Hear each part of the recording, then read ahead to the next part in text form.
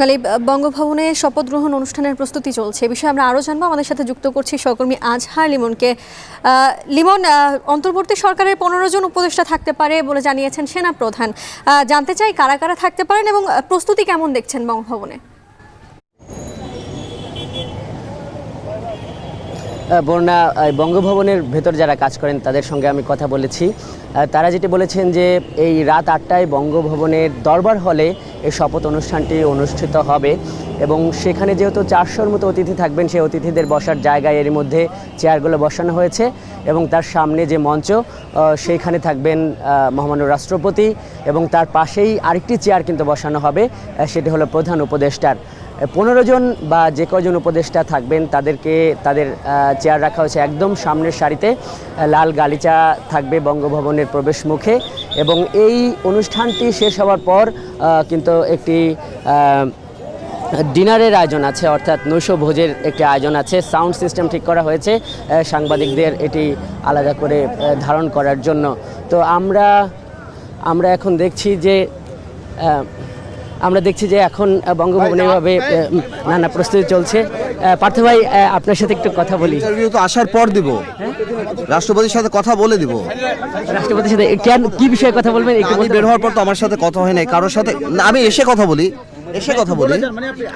না, আমার সাথে তো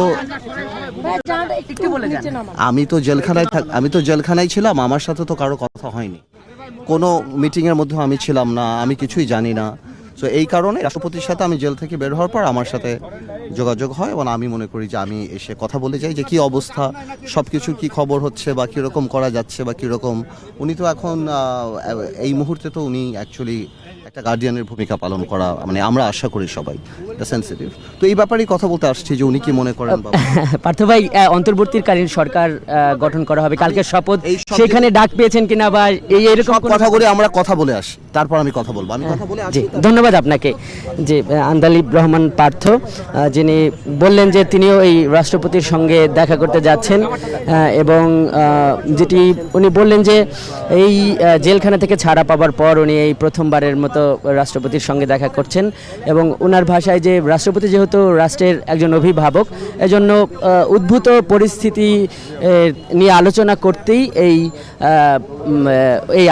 উনি দেখা করতে এসেছেন। আরেকটি বিষয় জানিয়ে রাখি বর্ণা, সেটি হলো যে যেটি কথা হচ্ছিল যে অন্তর্বর্তীকালীন সরকারে কারা কারা থাকছে, এটি নিয়ে নানান ধরনের আলোচনা চলছে। বিশেষ করে সেনাপ্রধানও কিন্তু সেই নামগুলো প্রকাশ করেনি। ছাত্রদের কাছে আমরা অন্তত জানতে চেয়েছিলাম যে আপনারা কাদের কাদের নাম প্রস্তাব করেছেন। সব মিলিয়ে সব পক্ষই একটু কঠোরতা অবলম্বন করছে যে একদম চূড়ান্ত না হওয়া পর্যন্ত সেই নাম প্রকাশের ব্যাপারে এখন আমাদেরকে কিছু বলেননি। বঙ্গভবনের নিরাপত্তা আছে সেনাবাহিনী। তো এই ছিল এই শপথ গ্রহণের আগে আমার কাছে এই বঙ্গভবনের প্রস্তুতি সবশেষ।